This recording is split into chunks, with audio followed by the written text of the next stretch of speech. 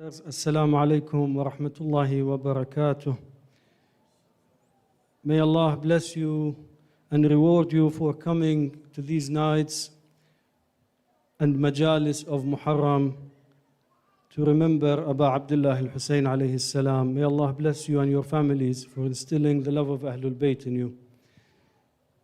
And as ever, thank you for joining us for the Dar al-Islam Center Muharram program and allowing us to serve you, inshallah.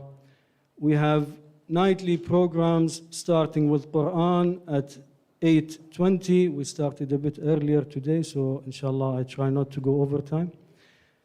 We also have 3 other programs, one for the 5 to 8 years olds, one for the 9 to 12-year-olds, and one for the 13 and 17-year-olds. And if you like any information about any of these programs, please check our posters and also speak to one of our dear volunteers wearing the blue vest. من أجل تعجيل الفرج صلوا على محمد وآل محمد.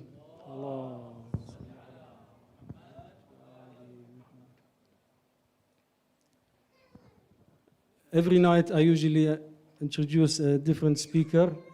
The different speaker for tonight is myself, inshallah. So I will introduce myself in the talk itself if it's of any relevance, inshallah. صلوا على محمد وآل محمد.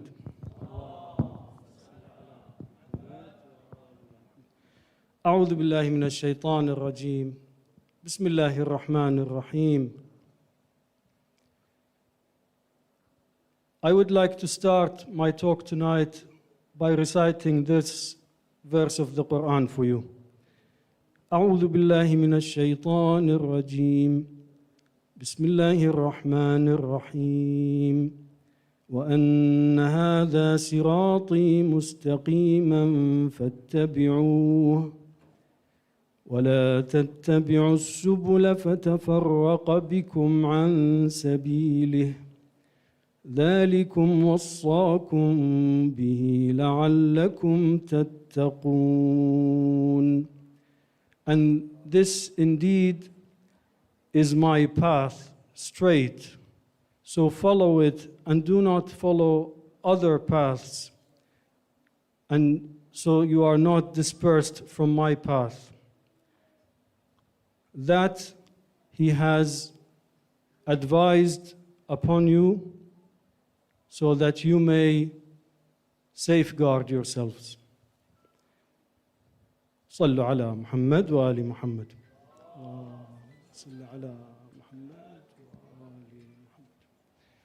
While I was asked, or when I was asked to prepare the talk for tonight, I had a look at the schedule. I had a look at the dates, and I realized it's going to be the 4th of Muharram and the eve of the 5th of Muharram. And in the Iraqi tradition, this is the night that we remember Muslim ibn Aqil. And I thought I have to choose an ayah, a verse for this talk, and I thought it has to be something to do with the community.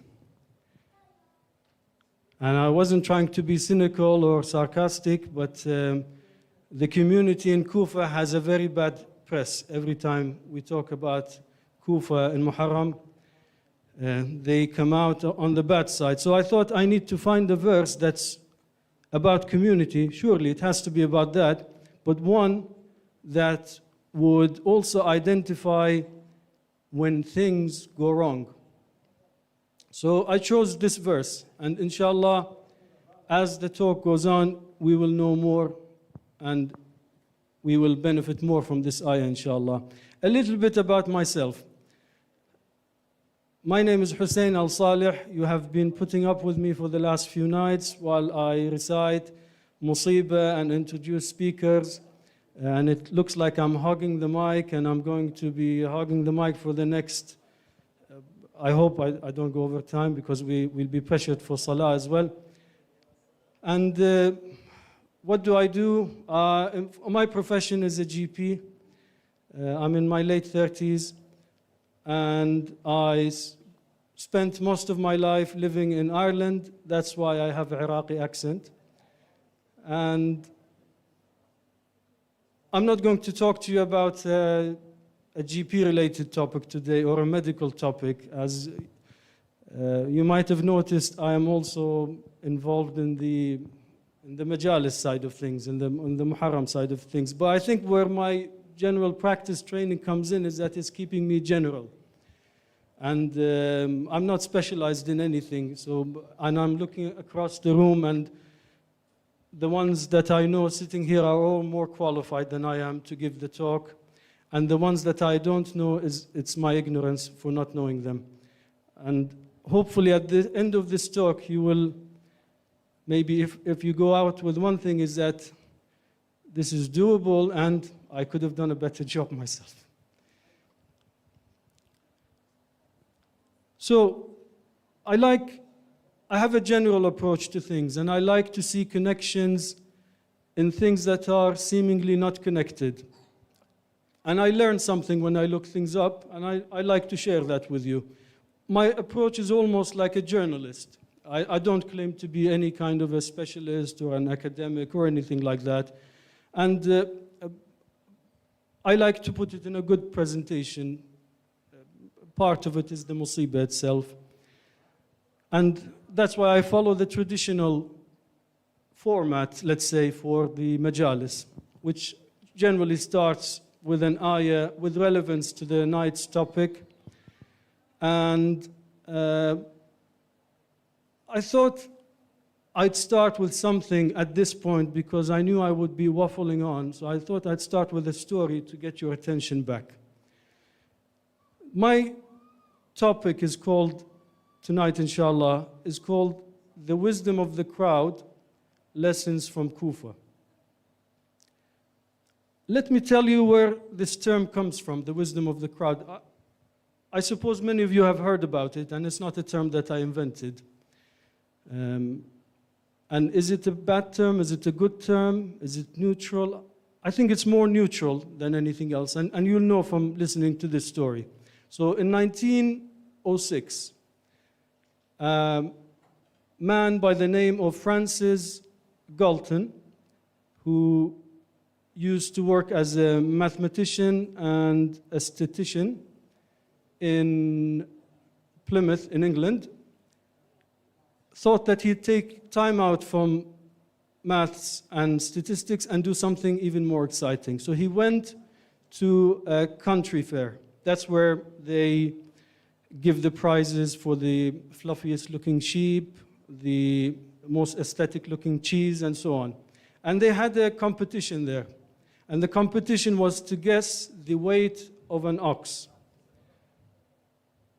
And it was like any other competition, any other year.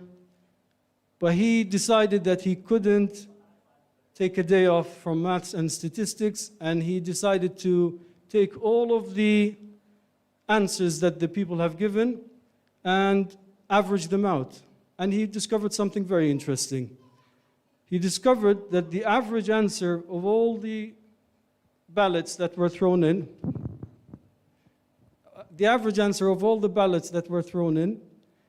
was very, very close to the actual answer and more accurate than most of the answers that people have given and more accurate than the answers of the experts.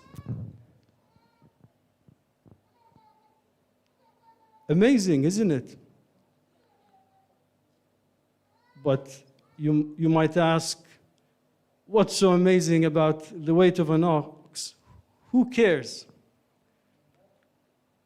And I knew somebody at this stage of the talk would ask that question, so I prepared an answer. And I was going to maybe say, did you know that this guy was actually the cousin of Charles Darwin, or that the weight was actually 9 pounds less than the ox? And did you know that an ox was a castrated bull? Things like that. And then I thought, no. The question is really a great one. It's precisely that. Who cares? It's about who cares. And more precisely, it's about who cares and what they care about. In the case of the country fair, it was Francis Galton, and what he cared about was something that we wouldn't have the answer to if he didn't think about it. And I will add a third thing, which is what he used and how he came with the answer. So if he wasn't a mathematician or a statistician, he would have just thought, oh, that's a nice question. Somebody someday will find the answer. But he had that ability, and so he found the answer. And then I thought my invisible member of the audience will still not be happy. And I was going to say, well, do you know that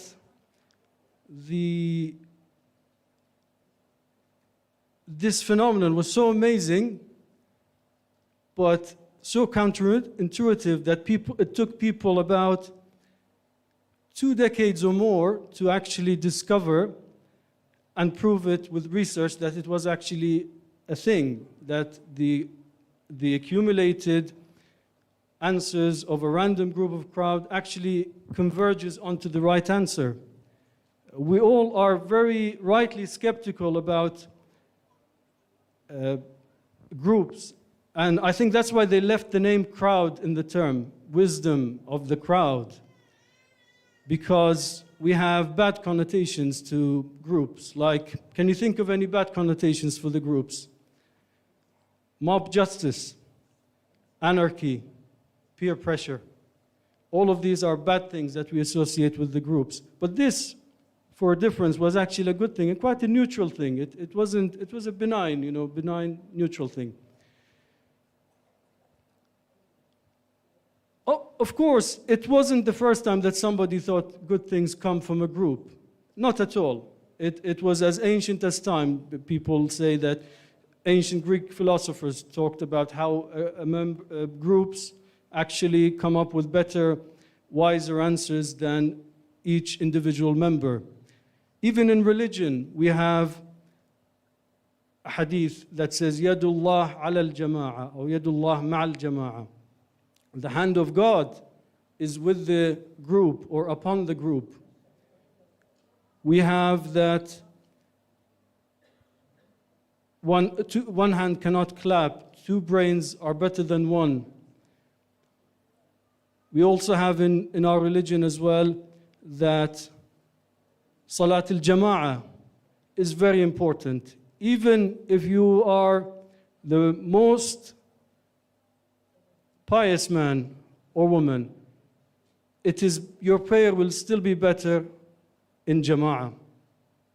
And this is not something it's not like 1 + 1 = 2. It's according to one hadith, it's for every member of the Jama'ah, the thawab is multiplied and multiplied until when they exceed 10 in the Jama'ah, even the malaika cannot count the thawab. And in practical terms, you think, okay, where is this phenomenon around us? And I can tell you that you'll find it in things like Wikipedia, this thing that, where they rely on imperfect contributions from people, and it's actually quite beneficial. Or if you go on a help website like the Apple.com help website and you put a question, you find that the person answering you is not working for Apple. It's actually a virtual member on the internet. You don't even know if they're a person or not nowadays. So the wisdom of the crowd is something that even big companies rely on in this day and age. And then I thought that this invisible member of the audience will still say, but who cares? And I thought this difficult member of audience is really difficult, but I think I see where they're going with this. Because maybe they're thinking that maybe all of these big companies, they're just touching the surface of what potential a group and a crowd has. Maybe it's like when we are a society and under our feet is oil and plenty of oil reserves, and there is a very advanced international company and comes and takes the oil from under our feet, they know something good, and they can harness that potential from under our feet. But we know that in the long term, they have used the oil, for example, to bring our environment and the climate to a breaking point. And maybe there is more to our natural and neutral potentials within us than what we aim for. And I think that's a very good point. Thank you, invisible listener. Why is this a very good point? Because it comes back to choosing the ayah for this topic. And religion, Quran, once you get into it, you'll realize it's not an afterthought. What's an afterthought? It's something that you do after you've finished, for example, decorating your house, and you realize that there's a hole in that wall, and I'll just put a painting frame there. Or my car doesn't have sat-nav, or my car doesn't look like a Tesla, so I'll just put an iPad in the middle and it will look like it. That's an afterthought. When you get into religion, you'll realize it's not an afterthought. It actually provides us with a framework that exceeds our short-term goals, that exceeds our individual desires. So when they studied actually this phenomenon of the wisdom of the crowd, in the decades that followed, they realized that there were many characteristics of it and many shortfalls as well. So the characteristics of it, they found that a group that is big, the bigger the group, the more intelligent it will be.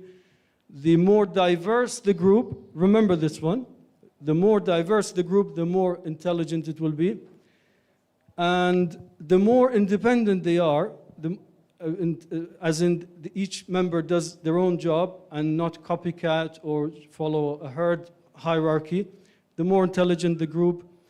But also, they need to be centralized.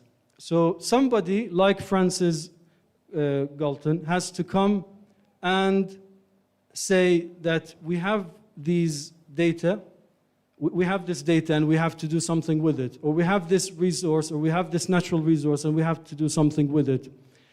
And if you read the ayah, it says, وَأَنَّ هَذَا صِرَاطِي مُسْتَقِيمًا فَاتَّبِعُوهُ وَلَا تَتَّبِعُوا السُّبُلَ فَتَفَرَّقَ بِكُمْ عَنْ سَبِيلِهِ ذَلِكُمْ وَصَّاكُمْ بِهِ لَعَلَّكُمْ تَتَّقُونَ. It's better to remind us of the ayah again. I know myself that halfway through the talk I forget what the ayah is. I thought maybe I should actually mention the ayah in the middle so people will remember, or I keep people guessing what the ayah will be. But here we are.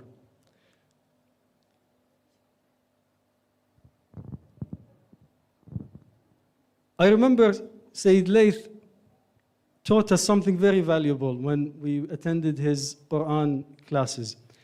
He says, if you want to understand the Quran better, look where the ayah is. Where is it situated in the Quran? What's before it? What's after it? And I have the Quran in front of me, so I can see. And obviously, you assume I've done my research as well. So the ayah actually is the third of 3 ayahs. Have you heard of the 10 commandments in the Hebrew or the Christian heritage? These 3 ayahs have the 10 commandments in Islam. And according to Ayatollah Nasir Makarim Shirazi, they are not exactly the ones that are in the Bible, in the Hebrew Bible, but they are more comprehensive. Even though they're still the 10 numbers, they are more comprehensive. And according to him, that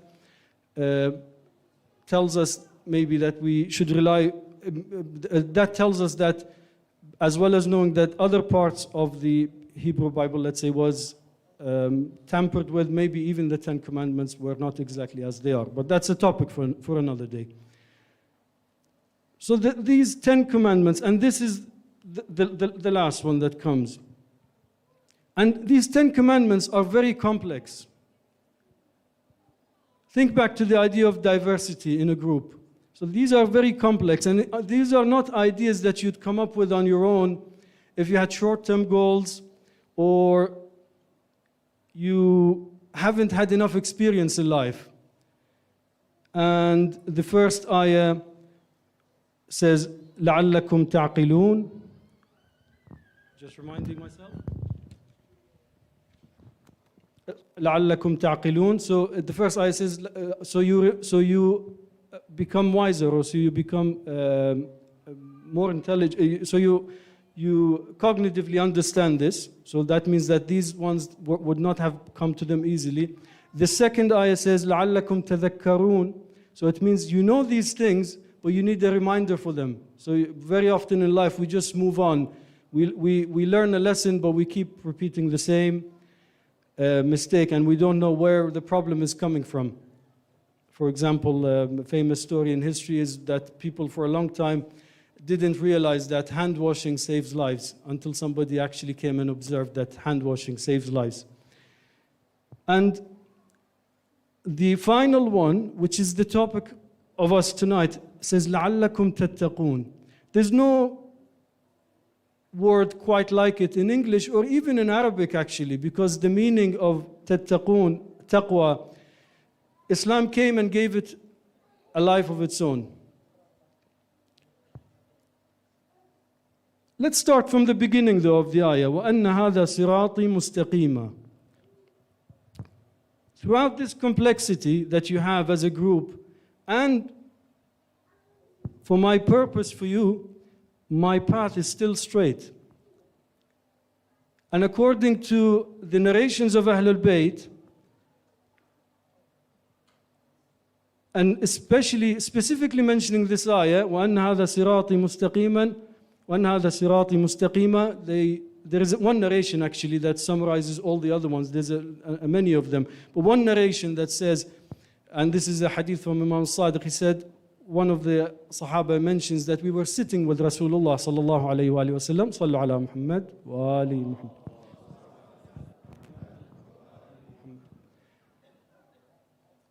And he just pointed to Imam Ali alayhi salam, and he said, and he recited this ayah, وَأَنَّ هَذَا صِرَاطِي مُسْتَقِيمًا. And we have hadith from our Ahlul Bayt that the Sirat al-Mustaqim are Imam Ali, the manifestation of the Sirat al-Mustaqim are Imam Ali and the Ahlul Bayt. فَاتَّبِعُوهُ. Follow them, or follow this straight path.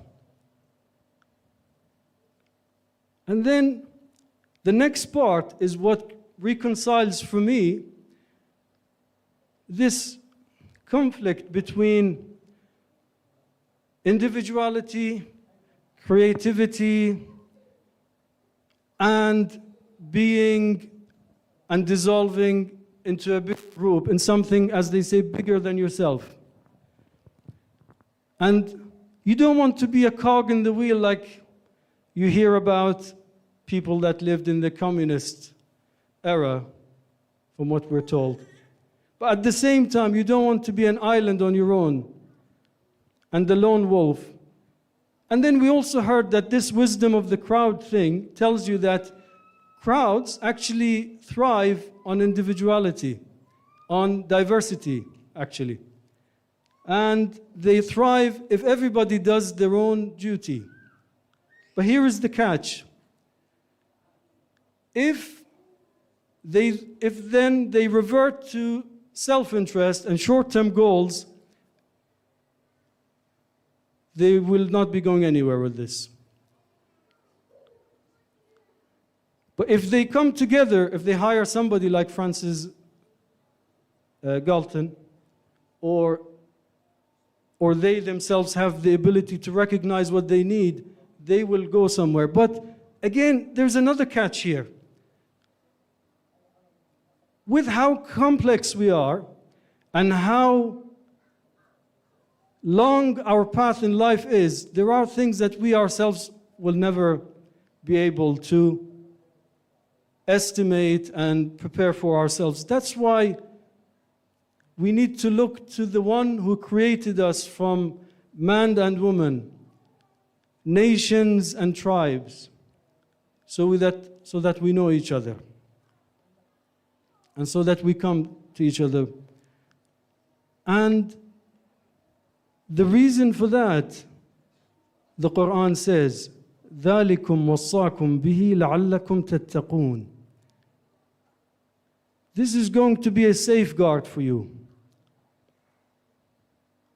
I should remember to mention the explanation from Al-Mizan about this, and he says that the reason that other paths will distract people and take them away and not bring them together is that they're based on short-term personal wishes, personal beliefs, and they will never stay together until the end. We have a similar ayah in the Quran that says, الْأَخِلَّاءُ يَوْمَئِذٍ بَعْضُهُمْ لِبَعْضٍ عَدُوٌ إِلَّا الْمُتَّقِينَ.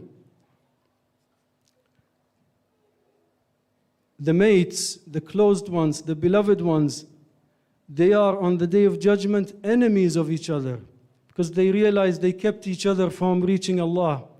Even if they lived their life rosy and lovey-dovey, they realize at the day of judgment that they kept each other from Allah, إِلَّا الْمُتَّقِينَ, except the ones who safeguard themselves. And as I said to you, this is not a right translation for it, because it's a word that you have to understand. And it's not about fearing, it's not about being cautious. These words have been used to describe munafiqeen as well. It's not about being reserved and passive. It's none of those things, but it's a combination of all of them actually.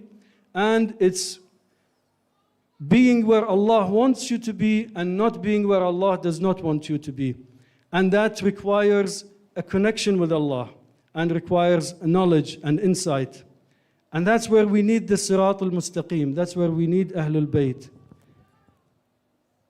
And who's better to explain that to us than Fatima al-Zahra salamullah alayha? Do you recall what she said in the khutbah? Al-Khutbah al-Fadakiyya? She said, وَإِمَامَتُنَا أَمَانًا مِنَ الْفِرْقَةِ. And if you want to read anyone's words or writings about that reflect the true essence of the Quran, it has to be Fatima al-Zahra. It's not for nothing that her heart is, and her being pleased and her being angered is the same as God being pleased and the same as God being angered. It's hard to understand, but you can see it in her words when she describes the Quran. And when I was looking, again, this goes back to what Sayyid Layth taught us about finding patterns in the sequences of things. I thought I'll definitely find something about muttaqeen in this passage of the Khutbah al-Zahra. So I looked, and it starts with وَجَعَلَ اللَّهُ الْإِيمَانَ تَطْهِيرًا لَكُم مِّنَ الشِّرْكِ وَالصَّلَاةَ تَنْزِيهًا لَكُمْ عَنِ الْكِبْرِ, and then keeps mentioning all the instructions one by one, and then says وَإِمَامَتُنَا أَمَانًا مِنَ الْفِرْقَةِ, and then finally it says فَاتَّقُوا اللَّهَ حَقَّ تُقَاتِهِ وَلَا تَمُوتُنَّ إِلَّا وَأَنْتُمْ مُسْلِمُونَ. Sheikh Ja'far al-Ibrahimi, one year I listened to him in the talks, and he said, you and I will throw ayahs just here and there, and we hope somehow it will work out. If you read what Fatima al-Zahra says and does, you'll realize that she actually, she's reflecting what the Quran is saying.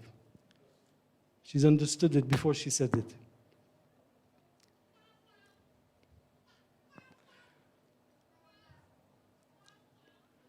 So are we ready now to go into the talk about Al-Kufa? And I thought at this stage, yes, we will be ready. And then I thought my wife will stop me here and says that, Hussain, please don't waste another Muharram lecture. And it's not my first time. I'm not a complete beginner. I used to give talks last year at the service of my father in Dublin. So, and she told me when she attended, she said, but why are your talks so abstract? Why do you just talk abstract? And nobody is interested in history like you. And when you talk, make sure you make eye contact with the people. Otherwise, they won't listen to you. But don't bother doing that at home because we won't listen anyway. She didn't say that last part, but she said something else, but I wasn't paying attention. And so I thought, let me choose something that is relevant, related to this topic, and related to this ayah, and also related to what we're going to talk about in Al-Kufa. And it sounds like a very hard one, but I thought, وَلَا تَتَّبِعُوا السُّبُلْ فَتَفَرَّقَ بِكُمْ عَنْ سَبِيلِهِ. Sounds like something that would distract us. What is the most distracting thing? Maybe it is one of these new ideologies that, then I thought, no, this is abstract again. So my wife will tell me off again. And then I thought, distraction, something also that makes us sort of do another thing that starts with D, that we disperse, and it's a distraction. So what is it? Can you think of what I'm talking about? What is it that we sort of distract ourselves with every 15 minutes, as they say? For 10 years ago, they said if anybody told you, do you have 3 extra hours in the day, we would say, no, we don't. But now all of us, if you average out how many hours a day we spend on our phones, it's about 3-4 hours. So, but it's not the phones I'm going to talk about. It's social media. Social media. And I will jump into something abstract again, which is, you might have heard of the Cambridge Analytica scandal that hit Facebook, let's say in 2018. And when that hit Facebook, everybody started to check that their personal information wasn't hacked and their bank account wasn't hacked. But that wasn't actually what Cambridge Analytica were interested in when they provided all of that data to election campaigners in the US. What they were interested in was the group data. They were trying to harness what Francis Galton was harnessing from the numbers that they were sort of calculating for the weight of the ox. So they were trying to harness that. And otherwise, I mean, they have our date of births, they have our phone numbers. It's actually, they probably have copyright to our pictures as well. So, they're not really bothered about that, but they harness us as a group. And one way to harness us as a group without letting us be in charge of it or letting us connecting to a higher power is to allow us to disperse from ourselves. Have you heard of echo chambers, where people just listen to what they like or see what they like, or so listen to what they like, see what they like, or connect to like-minded people? I cringe every time I hear that for that reason. I know it's meant to be a good thing, but it's actually something that that takes diversity from us. And then they create the social atmosphere for us. They even have created a universe for us, metaverse. And who do you think they would target more in the community? Let me sort of ask it in the nicest way possible, without offending anyone. Who do you think is the more humane member of the community that hold more keys to society and social connection, who are, and in economical terms, control about 70 to 80% of purchases globally, according to Forbes magazine? Who do you think that is? Woman. Ahsan. So I said it in a nice way, because we should value, I want you to see the value of women. And I want you to see why they are targeted. And it's my own observation, and I probably need to do more research and bring you evidence of that, but it's my observation that it often starts, like Dr. Kauthar said yesterday, with things like self-help. If you won't help yourself, nobody will help you. Have a me time. Look after yourself. You only live once, and things like that. And then and then it starts with sort of getting more of what you need, what you don't need, and you can never have enough of what you don't need, of things that you purchase. And then eventually it goes to, well, what is the necessity of hijab, let's say? It's not doing anything for me. And they forget that they are, and we forget that they are a strong part of our community. They're holding our community together. They're the key connection that we have to each other. And unfortunately, that's what happens when we follow distractions. Not distractions in the small sense, distractions that are sometimes targeted at us and that take us away from the path of Allah. Don't take religion as an afterthought. If you do, you will be distracted by everything else. And you think that you will be close to the rest of the community, but you will find yourself very far away. And then you'll find that there is another virtual community created for you. And you find that the whole society has to come and mobilize itself just to maintain the new atmosphere that you've created for yourself. But at the same time, they've taken that natural reserve that you have from under your feet. Sounds like conspiracy theory, but I think it's something that is happening. And even in financial terms and economic terms, it is mentioned. So what does that have to do with Kufa? I think we're ready now to talk about Kufa. Kufa is the place, up until the day of Ashura, the geographical location of the movement of Imam Hussain was Kufa. It was only after Ashura that Karbala became the focal point. And Kufa was a very cosmopolitan area. It was, I want to say New York, but it was like London, because we live in London. And it had the most diverse people.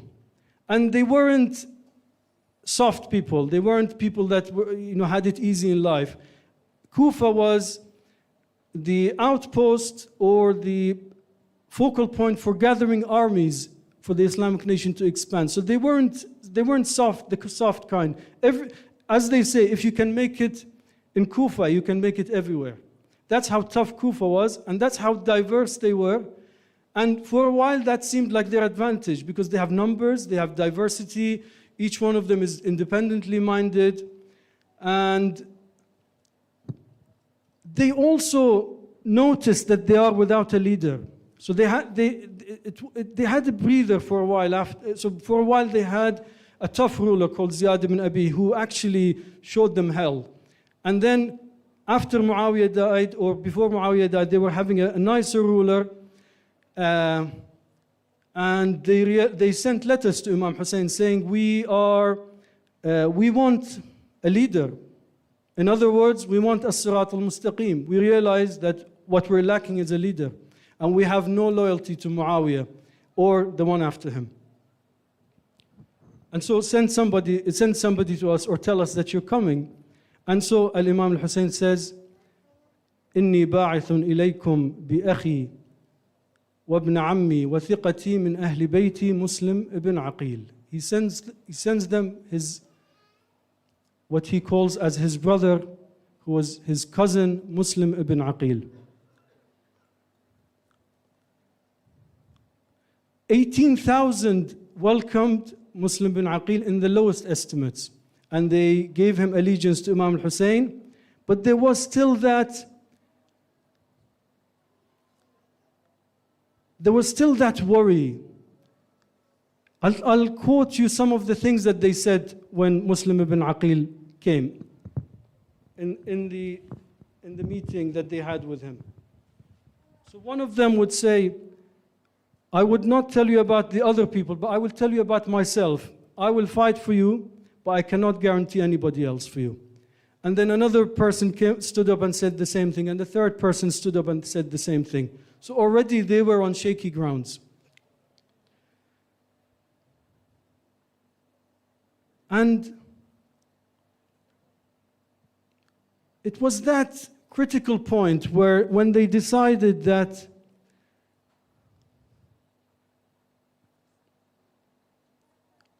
let's hold on to our options. And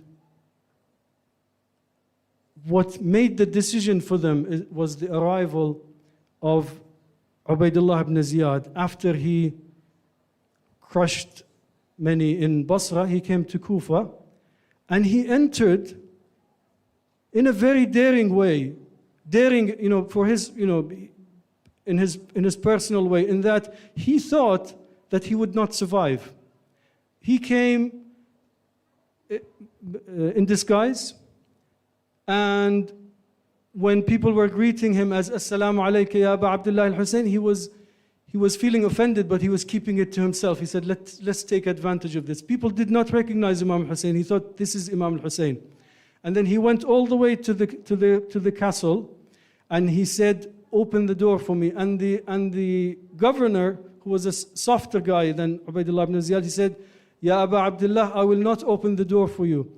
I cannot hand over my responsibility to you. And then when he realized it's Ubaidullah ibn Ziyad, he opened the door. And then things really quickly turned to the worse from there. The supporter of Muslim ibn al-Aqil was captured, he was murdered, and his body was thrown from the top of the castle. Muslim ibn Aqil tried to bring people to surround the castle, the ones that have given him allegiance. They say about 3,000 gathered around the castle, and they kept hearing messages from the castle. There is an army of Yazid coming. That army of Yazid turned out to be none other than the same people who were there, the people who were surrounding the castle. And they were telling them, if you stay with us, you will be well rewarded. So they say there were about 3,000 people around that castle. Do you know how many people were inside the castle? Some narration says 30 people, 30. And they turned people against each other. They turned them into informants. They turned them into people that are afraid for their lives, for people that have made up their mind that they will go with tyranny to get the order, to get the harmony in society. And so what happened to those vast numbers? They dispersed. First they dispersed from around the castle, and then even the 10 that were left with Muslim ibn Aqil left him after Salah. We mentioned Salat al-Jama'ah as a sign of unity. See what happened. So what happened to Salat al-Jama'ah? That happened. What happened to their individuality, to their diversity? They became all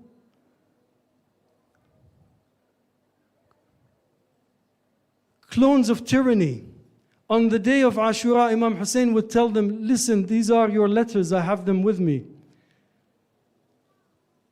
And they would say to him that, no, we were all along followers of our Amir al-Mu'mineen Yazid. So they rewrote their own history. They took away their own individuality and diversity, something that usually we say selfish people hold on to. But you see how your individuality is part of Allah's plan for you if you follow as-Sirat al-Mustaqim. And what happened to the thing that connects society together, to the women in society?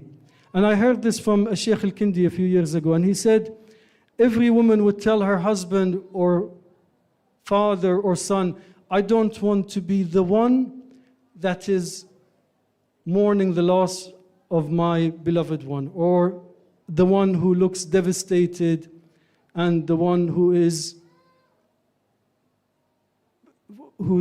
gets the short straw. That's how they thought of it, and eventually misery did not spare any of them. But where were the ones that followed the Sirat al-Mustaqim? What happens to people that follow Sirat al-Mustaqim in the midst of people who are not following a Sirat al-Mustaqim? Some of them, Allah found them and made them reach all the way to Imam al-Hussain alayhi salam. Remember the quotes I told you from the meeting with Muslim ibn Aqil? Do you know who they were? One of them was Abis, Do you know Abbas very well? He sounded like, the statement sounded very shaky. You'd think, this guy was not going to, but he actually had good insight into what was going on in Kufa. That's why he said what he said. And he was brave in Karbala. And the other one was Habib ibn Mudahir. And the third one, I don't remember the name now. And some others were imprisoned, and they had to continue their duty as prisoners and being tortured. And ask your parents, if you come from Iraq, as to how some of them found themselves in the depths of prisons, and some of them found themselves all the way back into contact with their other mu'mineen. And there were unsuspecting heroes in the ladies, which was the lady that harbored and gave safe haven to Muslim bin Aqil. And she wasn't expecting herself to be doing that at all. In fact, her son was the informant that revealed Muslim bin Aqil's whereabouts. And Muslim ibn Aqil himself, well, it was the time of martyrdom for him. And he was under no illusion. Many indicators are there to tell us that he was under no illusion from the talks that he had with the people that followed him, from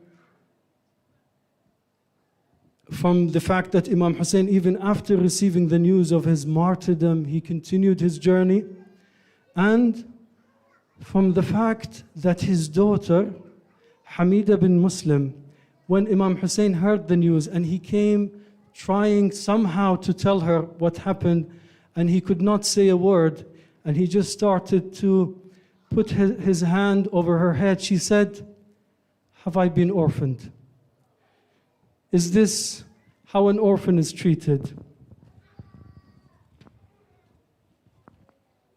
Muslim ibn Muslim is sending salam to Hussain out of time, unable to warn or to raise the alarm.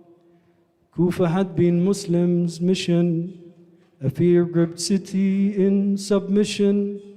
He felt a dying pulse of hope, and he set to revive its condition. The maze of streets that Muslim walked eluded hope with doors that locked. The faces that welcomed his quest with doubt became fearfully blocked. This was telling of what was to be Hussein's own journey of no return, the journey of pure sacrifice. In Kufa allowed Muslim his turn. He was captured after a fight. He stood alone against their might. The few who now would join Hussain barely escaped away from sight. Muslim is now sending salam. As a martyr he will meet Allah instead of Kufa for Hussain. He had delivered Karbala. Oh Halima, I have news. Cry with me. Cry with me. Headless and from this height I fall and say farewell. Hussain, with all my heart I pray I served you well, and have I no more to give? Cry with me, cry with me. فيا ابن عقيل فدتك النفوس، فيا ابن عقيل فدتك النفوس لعظم رزيتك الفادحة، لنبكي لها بمذاب القلوب. فما قدر أدمعنا المالحة بكت كدما يا ابن عم الحسين مدامع شيعتك السافحة ولا برحتها طلات العيون تحييك غادية رائحة لأنك لم تروى من شربة ثناياك فيها غدت طائحة رموك من القصر إذا وثقوك ولا من منادي ومسلما رموك من القصر إذا وثقوك فهل سلمت فيك من جارحة وسحبا تجر بأسواقهم ألست أميرهم البارحة. I don't know if Hamida ever found out what happened to her father, if she ever sat down with Taw'a, the lady that harbored Muslim when she was a captive herself in Kufa. I don't know if she ever heard how Muslim was brave. صعدوا بمسلم والدمع يجري من العين وجه بوجهه للحجاز يخاطب حسين يا ليت هالدم الذي يجري على القاع مسفوح بين ايدك يا مكسور الاضلاع يا حيف منك ما احتضيت بساعة وداع بيني وبينك يا حبيبي فرق البين بينك وبيني يا حبيبي فرق البين